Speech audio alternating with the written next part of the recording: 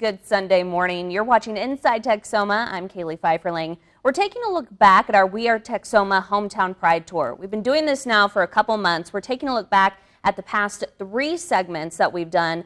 Zach Holder joins me now. Zach, thanks for being here this morning. No problem. Thanks for having me. You made the trip over to Bowie and you visited several places in that area. Tell us some of the places that you went to. The first day we went to Legend Bank. It's the oldest branch of a bank in the town of Bowie, and now they have different other sub-offices around Texoma. But the original bank was in Bowie, and it had a couple different names, but now it's Legend Bank. And really, their new building that they just opened in April, they have a lot of history. It's almost like a half bank, half museum. You can go in, okay. They have a couple of old safes they used in the old buildings and some of the original wall safes they have, and it just looks like an older style bank, but with still the modern stuff of banking, like a drive-through and everything. So it's just really, really cool.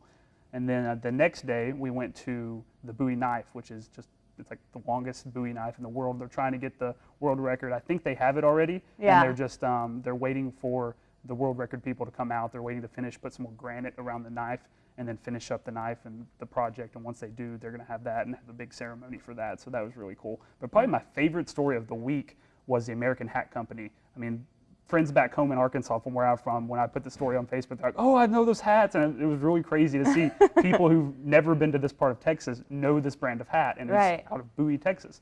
So it was really cool to see that and just walk through the whole process and walk through the whole factory and just see from the basic materials they have to the very end, just how they make a hat. And I didn't realize it was that complicated. And sometimes it takes days just to make one hat. And wow. There's so many different stations, and it's all by hand. The only machines they use are to steam, but then they have to hand steam them. Mm-hmm. And then they also use sanders, but they're still doing it by hand. So it's really neat, and they told me that a lot of other companies just don't do that anymore. Yeah, they don't. They're more into the robotics or the machinery, but in Bowie, they still use a hands-on technique. So that was really, really cool. Yeah, going back to the old style of doing things, I guess. And you talked a little bit about that process. Let's get an inside look at this hat company. These sounds can be heard across the factory floor from the early morning hours to quitting time late in the afternoon. American Hat Company was founded in 1915 and was originally located in Houston, Texas.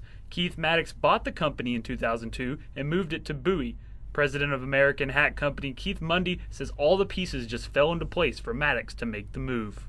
Economic Development Department was a big piece of that. He had some friends that he knew here in Bowie, and the Economic Development Department made this building available to us. The building fit our needs perfectly, and it's been a great partnership with the City of Bowie and the Economic Development Department. American Hat Company produces a combined 100,000 straw and felt hats a year. The straw hats are hand woven, and it takes around 7 days to weave one hat.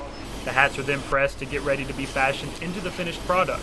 Machines aren't accurate enough, requiring workers to cut the frayed edges off of the hat using a blade. After cutting off the edges, workers like Maria sew wire into the edges of the hat. The wires help keep the shape of the hat once it is shaped to the customer's preference. And by the time we arrived at Maria's station, she had already sewn 200 hats for the day. Maria said that she normally sews around 400 hats a day. The felt hats started out larger than needed, so they are then shrunk in machines that range from 75 to 100 years old. Workers don't use timers. They've done this process so much, they're able to tell how long each hat needs to be in the machine. Workers then sand the hats by hand for hours until the hat is smooth. Both the straw and felt hats then go to the inspection station, where they are looked over and either sent back to be fixed or given the go-ahead to be shipped. Not only are these hats shipped across the state and the rest of the 49 states in America, they're also shipped out of country to countries like Brazil, Germany, Switzerland, and even Italy. American Hat Company is known for their open crown concept. Mundy explains what makes this concept so special. A lot of other people make a pre-pressed hat, so that means the shape is pressed into the hat. And here at American Hat Company, we're known for that open crown and flat brim, so that it ships to the customer like that, or to the retailer, and then the hat gets shaped in front of the customer so that it fits their face, fits their style. That was an extremely interesting story. You never thought that much process goes into making a cowboy hat. No, you really wouldn't. I mean, once you get that final product, it just seems so simple. But especially the straw hats, they hand weave them, then they hand cut the edges, and then they just they have to stitch a wire into the edge so you can frame it, and it's just really incredible. And then the felt hats, I think he told me a mix of beaver and meek felt, and so they just and to shape that into a hat where you can just have all the different features that a cowboy hat has and shape it. It's a lot of work, and I had no idea the amount of work it took to go into that. Yeah, it makes the hat that much more special knowing all that went into it. Okay, and you went to one other place in Bowie, the Trails Museum? Yes, it's a trail and monument area of Bowie. The Chisholm Trail used to run through Bowie, and that's where they take all the cattle herds from central Texas and march them north to the railroads, which started, I think, just west of Kansas City. So it's a pretty long trek. You have to go through most of Texas and Oklahoma and then half of Kansas, and you're just on a horse guiding hundreds of cattle. And so they made a trail where they could just follow it into a staging where they could just cross the Red River in one place, one of the easiest places to cross. And so it's a big part of American history, especially at post-Civil War era. So they've put monuments up and down the trail, and then there are 2 located in Bowie. And going back to the Bowie knife real quick, because that's one of the newest things here in Texoma, was it as grand as the pictures make it seem? It was. You kind of just, when you come into town from the south side, you just round the curve, and then you just see this giant knife sticking in the sky. So it's really cool. It's a lot bigger than I thought it was. I didn't know it was around 20 feet in length. And so it's really big. It's definitely an iconic piece for that town and just the history of that town. Yeah, pretty neat. If you want to see that story or any of the stories that Zach did in Bowie, you can head to our website, newschannel6now.com. And Zach's going to join us a little bit later in the show to talk about his new segment, Holder's Hideaways. It's pretty neat. You got to visit some pretty cool places here in Texoma. So we'll check back in with him a little bit later. We'll be right back.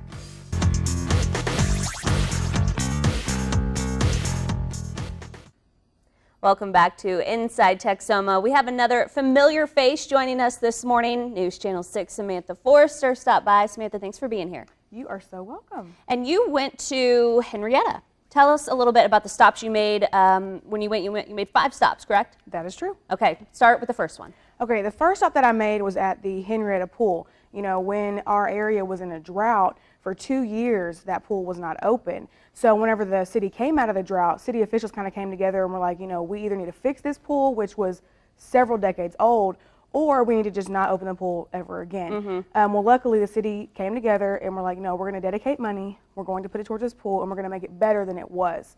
So what they did was they completely tore out the old pool, put in a brand new pool. It had 2 new slides. It even had a 6-inch, you know, depth of splash pad. Okay, for younger infants and kids, things like that.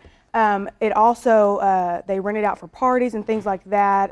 It only costs $3 to go during the day. They have evening swims 3 nights a week. But whenever I went there, I actually got to see a lot of swimmers. City officials said that the pool was full ever since it was open towards the end of May. So it really kind of has, you know, lived a new life per se, and it's really brought a lot of the city, you know, we're out of the drought, it's a good thing, and that pool just makes it even better. Yeah, residents there are definitely taking advantage of it this summer for sure. Stop number 2.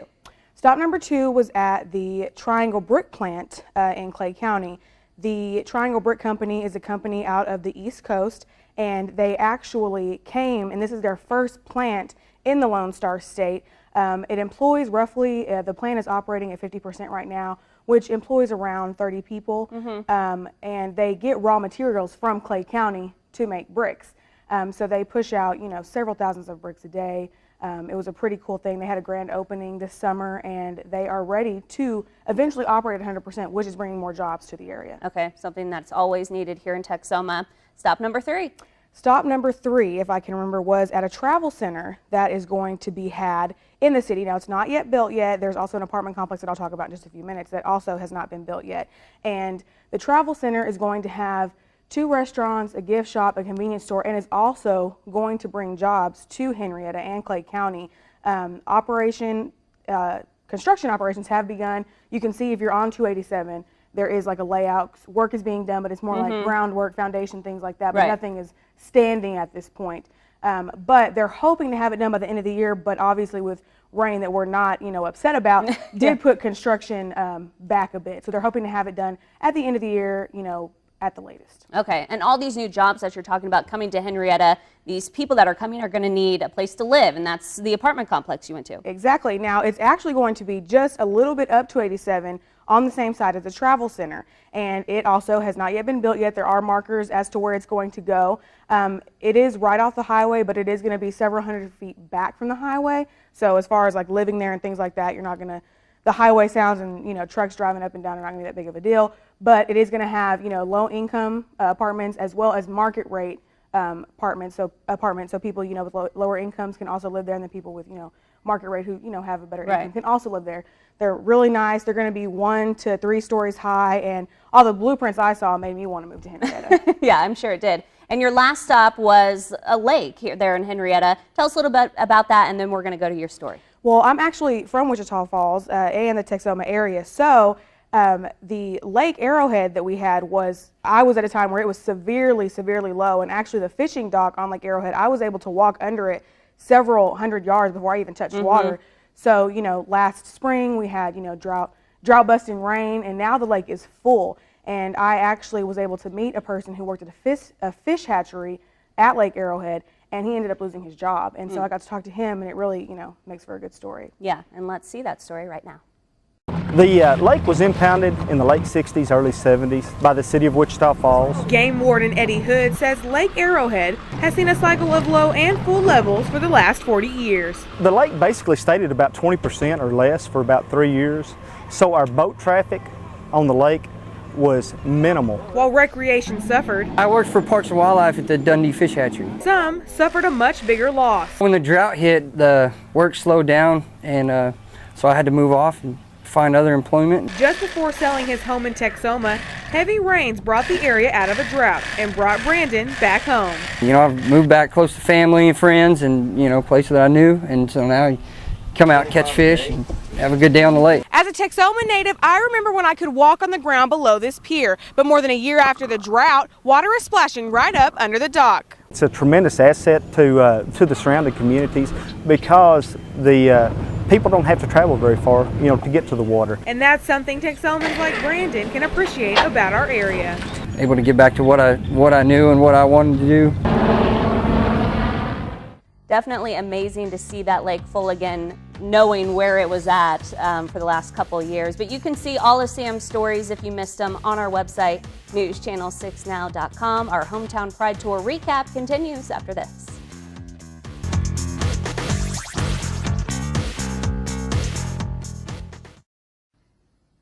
Welcome back to Inside Texoma. I'm Kaylee Pfeifferling. The next stop on our We Are Texoma Hometown Pride Tour is Iowa Park. That's where News Channel 6 Alex Satan went. You'd made the long, daunting trip to Iowa Park. Really long trip. Very long trip. Yeah, luckily you had one that was close, a location that was close. But you made 5 stops in this town, Alex. Tell us where you stopped. Exactly. 5 stops, and the first stop was at the Sealed Air Plant, which a lot of people don't know, but it employs 750 people, has 4 shifts, 361 days a year. It's their second largest plant in the Sealed Air North American network, which was something that was very interesting. Yeah. We also went to the Iowa Park School District. Everyone says, the school district is the pride of Iowa Park. It drives the town. So, we want to learn a little bit more about that. So we went and we talked to some school officials and, toured some of the facilities that have gotten some of the upgrades. And that was a lot of fun. We also looked at the fire of 1891. A lot of people don't know this, but it was originally called Daggett Switch, which was actually a switch on the railroad track. Okay. And then they incorporated it to Iowa Park. However, there was a fire, I believe it was south of the tracks, and it burnt most of Iowa Park to the ground. Wow. And then they rebuilt it north of the tracks, and we'll talk a little bit about kind of the history from then until now. Okay. And then we went to the Tom Burnett Memorial Library, which was a lot of fun. And Tom Burnett was this large cattle rancher in town, and we highlighted some of his journeys. Yeah, a historic place in Iowa Park. You actually got a look inside. Let's take a look at the Tom Burnett Memorial Library. I try to make the library a center point for the community. The building itself it has been used on the city seal. It's obviously a center point for the community and has been for many years. But we try to focus on family-friendly events, and we just have so much to offer here in Iowa Park that I just really feel like people should give it a chance. The Tom Burnett Memorial Library provides more than just a good read. It also takes a look at the Burnett family and the history of Iowa Park. Tom Burnett, the son of Burke Burnett, was a local rancher and very involved in the rodeo. His old house now serves as the Iowa Park Library, leaving it oozing with history. Library Director Amy Schultz says many have fond memories of the rancher. He was greatly involved in this community when he lived here. I've heard very many elderly people come in and tell me stories of when they were children and experiences that they've had with Tom Burnett, which was always interesting. And the thing that everybody says about him was that he was very kind and very generous, especially with people that were less fortunate than himself. Anyone can come to the library to see what the house looked like then compared to now. We have a book that's always available for people to see photographs of the building before it was changed into the library, so that you can see where the walls were and maybe the doors that we might have added or moved and things like that. The library has a lot of the original features from the house, including chandeliers, doorknobs, and tables, just to name a few. However, Schultz says the library itself also has a lot to offer. We've had educational programs from the Master Gardeners and financial programs and things like that for people to come to, as well as different arts and crafts programs, music programs. We do outdoor movies, we do indoor movies. There's just no end to the possibilities, I think, what a library can be for its community. Schultz says if anyone from the community needs help, they are willing to help. We're here and our job is to serve our community. So if you need help, if you have questions about the community, we're the information source for the community, come in and talk to us. We'd love to help people out, and we want people to take advantage of the services that we provide, and sometimes people don't understand all the services that are available here at the library. That library, definitely something, a place that a lot of people don't even really know about. No, and it's a Texas historical marker, which is, makes it all the more unique. And, I think the fact that people don't know about this big hunt with Theodore Roosevelt and Burke Burnett, Quanah Parker, Tom Burnett, that was a really neat story, and I think a lot of people, are going to enjoy that story. Yeah, and I hate to say it, but when I heard the name Tom Burnett, I said, who's that? So a little history lesson in and of itself in that library, along with a ton of other history lessons that you can learn if you just take a stop by that library at any time. What was the last place that you made a stop at? The last place was kind of a three-part stop, so to speak. It was on the lakes in Iowa Park. We featured Gordon Lake because that's the big recreational lake. That's where everyone goes to really just hang out. But there's also Buffalo Lake, which is a big spot for fishing. Okay. And then Lake Iowa Park is where a lot of people will go out for boating. So 3 lakes, but everyone loves Gordon Lake there. And we're going to kind of talk a little bit about what all you can do at Gordon Lake and, at those surrounding lakes. Yeah, and a lot of people from this area head out to Gordon Lake and Iowa Park to enjoy definitely the summer months. People from not even here in Texoma, from far and wide go out there. So it attracts people from all over the state. Definitely, and there's a lot to do. I mean, you don't have to do anything in the water. I mean, you can, take a walk around the walking trail. There's exercise equipment there. There's a bunch of different activities that you can partake in. And if you do want to, do some fishing, you want to do some more water-related things, that's also available there. So a lot for pretty much anybody at Gordon Lake. Yeah, a lot of stuff to do in Iowa Park, and it's pretty much in our backyard, so to speak. So you don't have to travel too far to enjoy these experiences. Alex, thanks for joining us this morning. Thank you for having me. I appreciate it. Yeah, anytime. When we come back, Zach Holder is going to join us again to talk about his new segment, Holder's Hideaways. He visits some pretty interesting places. We'll talk to him when we come back.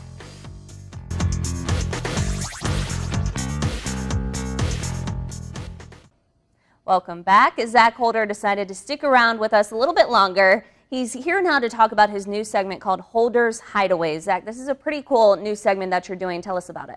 Well, it's really just a way for us to highlight smaller areas, kind of like the Hometown Pride Tour where we go city to city. This is kind of just more on a smaller scale, just one area in part of Texoma. The first one we did was on Copper Break State Park, a state park kind of on the western edge of Texoma, and it was a nice out-of-the-way state park that a lot of people didn't know about. And it was just kind of highlighting that these areas do exist, these small areas that are unique to this area, that have a historical or geological significance to this area. And we just kind of want to highlight that. And we're also going to different like food places, like unique food places across Texoma, just places with a lot of history, just to tell those people's stories. Yeah, and I guess you could classify it as day trips type thing. So Yes. you don't have to travel too far to have a good time here in Texoma and to see things. I've heard a lot about Copper Break State Park. I've never been, but it seems like a really cool place. And at night they have stargazing and all that kind of stuff. Right, yeah, they have a star walking program where you show up around sunset and they kind of talk to you a little bit, and then once the sun goes down and it starts to get darker and your eyes start to adjust, they have telescopes, binoculars, you can just, and there's no light pollution because it's on the western edge of Texoma. There's not a whole lot of light out there, save for, I think, a few towns out there, but they're in an isolated spot where you can just see the sky without any light pollution. And so you have a clear view of pretty much all the stars, and they take advantage of that and just highlight it and showcase it to those who want to come out, and it's a really neat program. They also have a Kissing Longhorn program. They own 6 longhorns from the state herd. The state has a herd of longhorn cattle that they keep and try to maintain, and this park has 6 of them. And so every week, I think every so often, you can go out there and just feed them with your hands or with your mouth if you choose to. I didn't do that. I let the park ranger take care of that one. Yeah. But they have a lot of cool programs that are really unique that a lot of other parks around the state and country don't have. Yeah. Another place that is unique that you went was the Blue Ostrich Winery, kind of near St. Joe. Let's take a look at that winery. Located along the Red River Valley in northern Montague County, Blue Ostrich Winery and Vineyard is one of 400 wineries registered within the state of Texas. Formerly an ostrich farm, the owners made the switch from breeding and raising ostriches to opening their winery in 2011. Though a few mascots remain, Julie Whitehead, owner and manager of Blue Ostrich Winery, has watched her family's love for wine turn into a thriving business over the past 5 years. We love wine.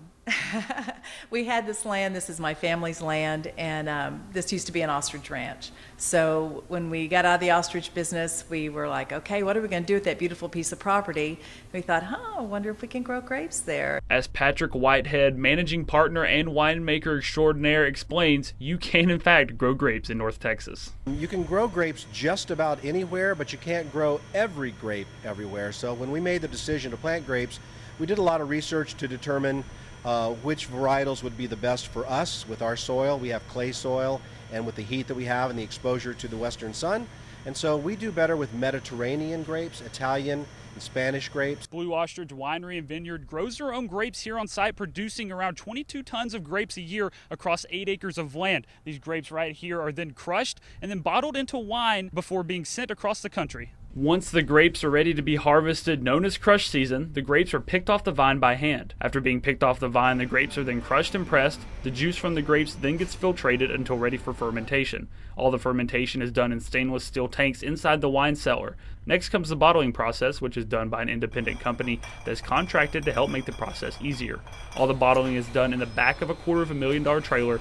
Around 1,000 bottles of wine can be bottled a day using the trailer. White wine is ready to drink in 4 to 5 months compared to red wine, which takes a little over a year. Response from Blue Ostrich Winery customers has been positive over the years, and the Whiteheads have seen a steady increase of both frequent and new customers. We have over 1,500 or about 1,500 wine club members right now. And so that is really nice to have these people that like to come up here on a continuing basis. And then our billboards catch people all the time. We continually have new people come in.